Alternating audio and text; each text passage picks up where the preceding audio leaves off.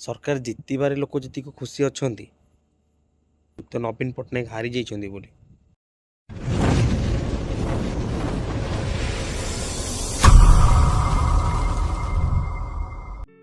जय जगन्नाथ। तो मोर ये मंतव्यटा ठीक हम कि भूल हम मुझे जानी हेले तथापि भी जितेबाला यही हृदय को बाधे ना से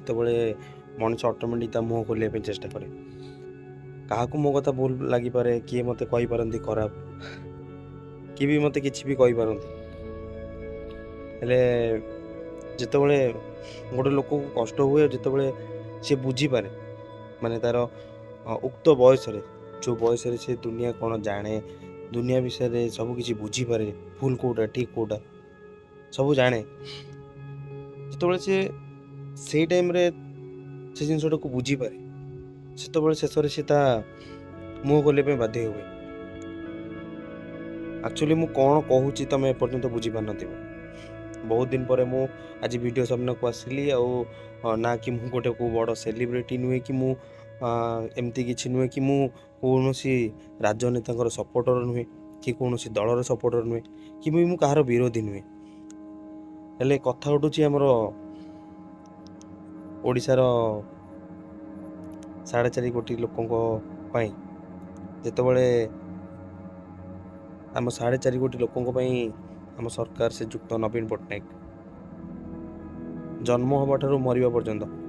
सब प्रकार सुविधा करथिले आ से सब सुविधा आम कि जानी पारे दुनिया कौन हो कौन नहीं आम राज्य में कौन चलती कौन नहीं बस आम एति जानूलु आम खाऊँ पीऊँ बुलूचु मस्ती मारुचु समस्ते चाहिए परिवर्तन आम भी चाहलु देशवासी चाहिए समस्ते चाहिए आम राज्य में परिवर्तन है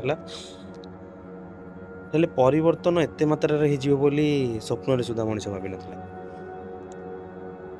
हाँ मोर ये कथा शुणला किसी जन आसिक मत कमेंट रे कहि पारंती बा मते डायरेक्ट कहि पारंती तू याकू सपोर्ट करुचु तू ता विषय कहूचु देख मो भाई मु क्या सपोर्ट करूनी कि मु क्या विरोध भी करूनी गोटे मनीषर गोटे इमोशन बोली गोटे जिनस थाए जिते ताकू कष्ट हुए सी जो मुँह खोले ना किए आम सामने क्या ना खराब कहते आम से कहे ना आम इंडिकेट कर कहे कि आम से टाइप सेमती नुहे जिनसटा एक्चुअली से युक्त नवीन पट्टनायक सार ऊपर अच्छी कहीं सी विगत 24 वर्ष धरी आमको शासन कर मो माने दुनिया को आसवा दुनिया कौन जाना जदि मत किए पचारती जदि मुझे जानी जदि तुम सरकार किए बा तुम मुख्यमंत्री किए आमे आखि खोली कि आखि मुझी सॉरी आखि मुझी कहीदे कि नवीन पट्टनायक श्रीजुक्त नवीन पट्टनायक एक्चुअली से ना रे ना गोटे मिठास अच्छी जो नाटा कहवाई आमको लगे यार कौन माने नाटा कहवाई भी गोटे मजा लगे हेले वर्तमान टाइम रे सरकार चेंज हेले सब जिन चेंज है लोक मैंने सब जिन चेंज करने कले ठीक अच्छे हेले ये वीडियोटा कर मतलब है कि मुझे मानू कहूँ मो भाई कि मोर से भौणी मैंने मोर से भाई मैंने जो मैंने तुम सामने कहते से सरकार कौन करुच्ची से सरकार छक्का सरकार से ये सी से सरकार लुटी खाईदेला आमको किसी साहाଯ୍य करूनी कौन प्रकार सुविधा देनी मो भाई केमती तुम सुविधा पाई था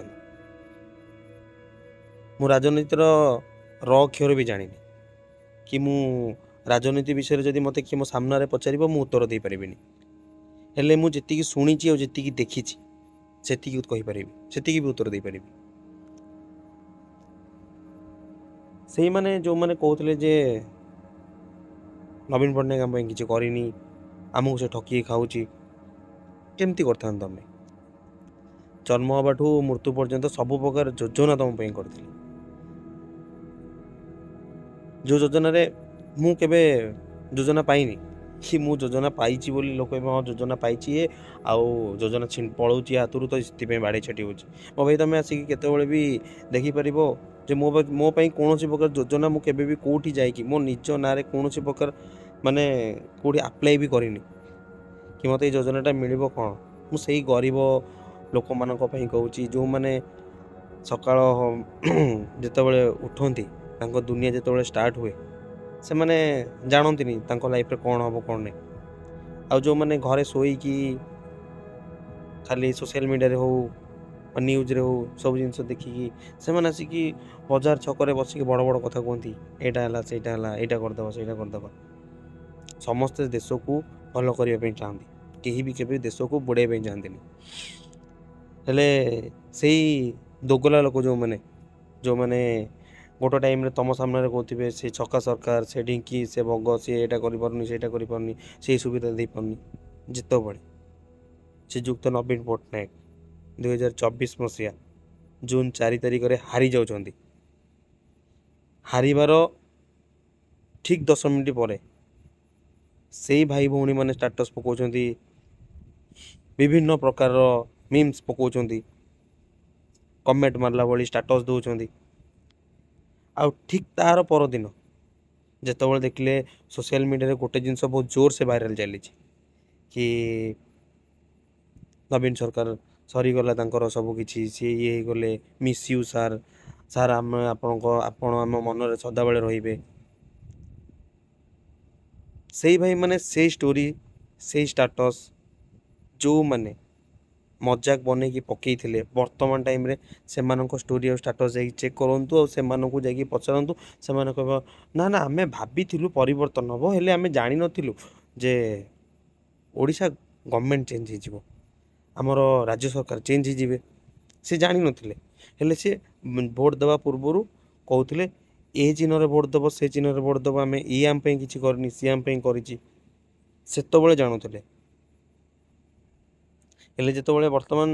ଭାବୁଛନ୍ତି ଯେ ଆମକୁ କୌଣସି ପ୍ରକାର ଯୋଜନା ମିଳିବନି, କୌଣସି ଯୋଜନାରେ ଆମେ ଅନ୍ତର୍ଭୁକ୍ତ ହେଇପାରିବୁନି, ଏ ସୁବିଧାଟା ମିଳିବନି, ଏ ସୁବିଧାଟା ବନ୍ଦ ହେଇଯିବ, ସେ ପର୍ଯ୍ୟନ୍ତ ଗଭର୍ଣ୍ଣମେଣ୍ଟ ତରଫରୁ ଆନାଉନ୍ସ ହେଇନି ଯେ ବନ୍ଦ ହେବ କି ଚାଲିବ କି କ'ଣ ହେବ। ହେଲେ ଲୋକଙ୍କଠୁ ଶୁଣି ସେମାନେ ଭାବୁଛନ୍ତି ଏଇଟା ବନ୍ଦ ହେଇଯିବ, ସେଇଟା କେମିତି ହେବ, ଆମେ ସେ ସରକାର ଥିଲେ ଏଇଟା କରିଥାନ୍ତା, ଏ ସରକାର କରିବ କି ନାହିଁ, କନଫ୍ୟୁଜ୍। ଭାଇ ସରକାର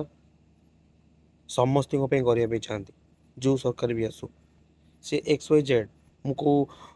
ଦଳର ନାଁ ଧରିବା ପାଇଁ ଚାହୁଁନି କି ମୁଁ କେଉଁ ଦଳ ବିରୁଦ୍ଧରେ କହିବା ପାଇଁ ଚାହୁଁନି, ସେ ଯେକୌଣସି ସରକାର ଆସୁ, XY ଆସୁ, Z ଆସୁ, Y ଆସୁ, ସେ ଯିଏ ବି XYZ ଯିଏ ବି ଆସୁ, ସେ ସବୁବେଳେ ଜନସାଧାରଣଙ୍କ ପାଇଁ ସବୁ କିଛି କରିବା ପାଇଁ ଚାହାନ୍ତି। ହେଲେ ଏଠି ଯେତେବେଳେ ନବୀନ ସରକାରଙ୍କ କଥା ଉଠେ ଆଉ ଯେତେବେଳେ 24 ବର୍ଷର ଶାସନ ସହିତ ଆମେ ଜଡ଼ିତ ଥିଲୁ, ଆମେ କିଛି ଜାଣୁନଥିଲୁ, ଯେତେବେଳେ ହଠାତ୍ ସେ ଜିନିଷଟା ଭୁଷୁଡ଼ି ଯାଉଛି ଆଉ ଆମେ ସେତେବେଳେ ୟାକୁ ଦୋଷ ଦେଉଛେ, ତାକୁ ଦୋଷ ଦେଉଛେ, ତା ଭିତରେ ଟଣାଉଟର ହେଉଛନ୍ତି, ସେତେବେଳେ ସିଏ ମନ ଦୁଃଖ କରୁଛି, କିଏ କାନ୍ଦୁଛି, କିଏ କେଉଁ ଟାଇପ୍ର ସବୁ ପ୍ରକାର ରିଆକ୍ଟ ଦେଉଛନ୍ତି।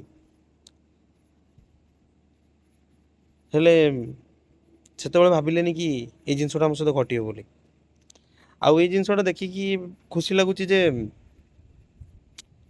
ସେ ଷ୍ଟାଟସ୍ ହଉ ବା ଷ୍ଟୋରି ଦିଅନ୍ତୁ, ଲୋକଙ୍କ ମନରେ ସେ ଘର କରିକି ଅଛନ୍ତି ବୋଲି ସେଇଟା ସେ ପ୍ରୁଭ୍ କରିଦେଲେ। ଲୋକ ତାଠୁ ଅଧିକ ଦୁଃଖରେ ଅଛନ୍ତି। ଆଉ ମୋତେ ଲାଗୁଛି ବୋଧହୁଏ ସୋସିଆଲ ମିଡ଼ିଆରେ ବିଗତ 24 ବର୍ଷ ଭିତରେ ଏତେ ଷ୍ଟୋରି, ଏତେ ଷ୍ଟାଟସ୍, ଏତେ ଭିଡ଼ିଓ, ଏତେ ସାରା ନ୍ୟୁଜ୍ କେବେ ନବୀନ ପଟ୍ଟନାୟକଙ୍କ ସପୋର୍ଟରେ ଆସିନଥିବ। ଆଉ ପ୍ରଥମ ଥର ପାଇଁ 24 ବର୍ଷ ପରେ ଲୋକ ଫିଲ୍ କରୁଛନ୍ତି ନବୀନ ପଟ୍ଟନାୟକର କମି କ'ଣ ବୋଲି। ଆଉ ବର୍ତ୍ତମାନ ଆମ ରାଜ୍ୟରେ ନୂଆ ସରକାର ଗଢ଼ିବା ପାଇଁ ଯାଉଛନ୍ତି, ଆଉ ସେ ସରକାର ବି ଆମ ପାଇଁ ସେମିତି ଭଲ କିଛି କରିବେ। କିଛି ଦୁଃଖ କରିବା ଦରକାର ନାହିଁ, ଯାହା ହେବ ସବୁ ଠିକ୍ ହେବ, ଯାହା ବି ଭୁଲ ହେବ ସବୁ ଠିକ୍ ହେବ। ଆଉ ନବୀନ ସାର୍ଙ୍କ ପାଇଁ ମୁଁ ତ ଦିଲ୍ ସେ ସାର୍, ତମେ ଯେତିକି ଆମ ପାଇଁ ବି କରିଛ ନା, ଏ ମନରୁ ଏ ଶରୀରରେ ପ୍ରାଣ ଥିଲା ଯେ କେବେ ବି ଆମେ ଆପଣଙ୍କୁ ଭୁଲି ପାରିବୁନି। ତ ଏବେ ଆଉ କିଛି କହିହେବନି। ତ ବର୍ତ୍ତମାନ କିଛି ଟେନସନ୍ ନ ନେଇ ଖୁସିରେ ରୁହନ୍ତୁ। ସବୁ ଜିନିଷ, ସବୁ ସୁବିଧା, ସବୁ ସୁଯୋଗ ଆପଣଙ୍କୁ ଠିକ୍ ଭାବରେ ମିଳିବ। ଯେକୌଣସି ଆପଣ ସୁବିଧା ପାଉଥିଲେ ସେସବୁ ସୁବିଧା ମିଳିବ, ବୃଦ୍ଧ ଲୋକଙ୍କୁ ବି ମିଳିବ। ଛୋଟ ପିଲାଙ୍କୁ ବି ମିଳିବ, ଯୁବକଙ୍କୁ ବି ମିଳିବ, ସମସ୍ତଙ୍କୁ ମିଳିବ। ଆଉ ଯାହା ହବାର ଥିବ ହବ, ଯାହା ନ ହବାର ଥିବ ନାହିଁ। ହେଲେ ଦୁଃଖ ତ ଏଥିପାଇଁ ଲାଗୁଛି କି ଆମ ମେରୁଦଣ୍ଡ ଆମ ପାଖରେ ଥାଇକି ବି ନଥିଲା ଭଳି।